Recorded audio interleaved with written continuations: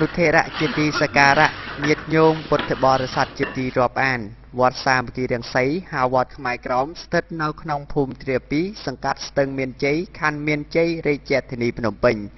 វត្តបានកសាងនៅឆ្នាំ1997ដោយស្នាមព្រះហស្ថរបស់ព្រះមហាយើងសិនបើតាមការសង្កេតមើលទៅវត្តនេះក្របំផុតនៅក្នុងចំណោមវត្តដែលនៅទីក្រុងភ្នំពេញហើយជាវត្តដែលបានផ្ដល់ទីជម្រកស្នាក់នៅដល់ប្រជាពលរដ្ឋដែលបានបាត់បង់ដីធ្លីបណ្ដាខេត្តនានាក្នុងគោលបំណងទាមទាររកយុត្តិធម៌ឲ្យពួកគាត់វិញហើយបច្ចុប្បន្ននេះវត្តសាមគ្គីរាំងសីកំពុងដំណើរការកសាងនៅសមិទ្ធផលនានាក្នុងវត្តសូមព្រះគុណម្ចាស់គ្រប់ព្រះអង្គនិងញាតិញោមសដាប់ថេរដីការបស់ព្រះដេចជាព្រះគុណគង់រតនាសរាយដែលជាព្រះចៅអធិការស្ដីទីវត្តសាមគ្គីរាំងសីដូចតទៅគ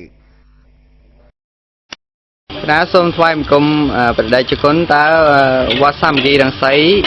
កសាងនៅឆ្នាំណាហើយអស់រយៈបានដល់ពេលបច្ចុប្បន្នហ្នឹងបានប្រហែលឆ្នាំហើយណាជាបឋមខ្ញុំកាលណាមកភាពសូមនមស្ការចំពោះថេរានុថេរៈទាំងឡាយគ្រប់ព្រះអង្គសូមចម្រើនពរដល់ញាតិញោមពុទ្ធបរិស័ទទាំងអស់ទាំងក្នុងនិងក្រៅប្រទេសណាតកតងទៅនឹងសំណួរនេះគឺខ្ញុំកណាយល់ឃើញល្អមែនទែនតាមពិតទៅវត្តសាមគ្គីរាំងសីយើងនេះតាំងពីយូរលង់ណាស់មកហើយតែងតែជួយទៅដល់ជនរងគ្រោះដោយសារតែរឿងរ៉ាវផ្សេងៗដូចជាមានរឿងអំពើអយុត្តិធម៌គឺជនរងគ្រោះដោយសារដីធ្លីក៏កំពុងស្នាក់អាស្រ័យនៅក្នុងវត្តនេះហើយជាពិតទៅបច្ចុប្បន្នគឺមានបងប្អូនប្រជាពលរដ្ឋយើងយ៉ាងច្រើនដែលអំពីវត្តសាមគ្គីរាំងសីយើងនេះប៉ុន្តែចំណែកវត្តសាមគ្គីរាំងសីដែលថាកសាងតាំងពីឆ្នាំណាប្រហែលជាគាត់មានចំនួនតិចតួចណាស់ដែលដឹងអញ្ចឹងគុំចាស់សួរនៅចំនួននេះខ្ញុំកណាយកឃើញល្អមែនទែនវត្តសាមគ្គីរាំងសីនេះក៏ចាប់ផ្ដើមកសាងតាំងពីឆ្នាំ1997 គិតមកដល់បច្ចុប្បន្នឆ្នាំ2015នេះមានរយៈពេល18ឆ្នាំហើយកណាតើមកដល់ពេលបច្ចុប្បន្នវត្តសាមគ្គីរាំងសីក៏សាងបានសមិទ្ធផលយ៉ាងណាហើយគុណចាស់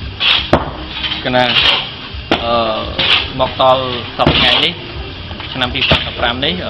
ខ្ញុំថាវត្តសាមគ្គីរាំងសីហ្នឹងមានសមិទ្ធផល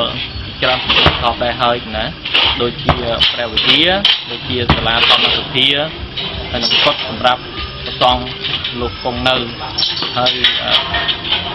ជាពិសេសគឺយើងបានកសាងព្រះ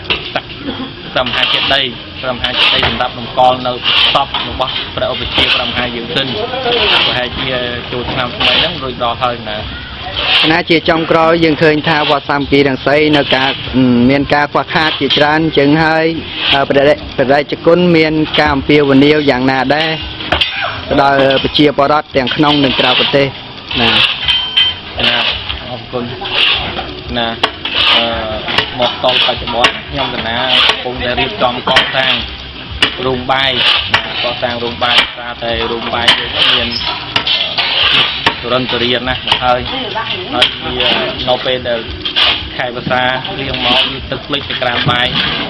និយាយខាងចក្រានបាយគាត់ដាំចង្ហាន់ដាំអីសម្រាប់ចក្រានខាងហ្នឹងអត់កើតទេទៅភ្លៀងមកម្ដងគឺលេចអស់ចក្រានបាយហើយប្រសងអត់បាយតែរហូតអញ្ចឹងខ្ញុំកណាយល់ឃើញថាវាដូចជាយ៉ាប់យឺនពេកអញ្ចឹងក៏រៀបចំកសាងរូបបាយទៅប៉ុន្តែវាថវិកាឃើញនៅខ្វះខាតច្រើនមែនទែនដូច្នេះខ្ញុំកណាមកភាពក៏សូមពីវនាវទៅដល់ព្រះគុណម្ចាស់និងញាតិញោមចំពោះបរិស័ទទាំងអស់ទាំងក្នុងនិងក្រៅប្រទេសជួយឧបត្ថម្ភទៅដល់វត្តសាមគ្គីរាំងសីជាក់ស្ដែងកំពុងតែកសាងនៅចក្រានបាយនេះហើយបើសិនជាមានព្រះគុណម្ចាស់និងញាតិញោមចំពោះបរិស័ទណាមានសទ្ធាជ្រះថ្លាចង់ចូលចាប់មគ្គផលនៅក្នុងការកសាងរោងបាយនេះសូមតាក់ទងមកលេខទូរស័ព្ទរបស់ខ្ញុំកាលណាផ្ទាល់គឺ012 23 59 87ណាហើយ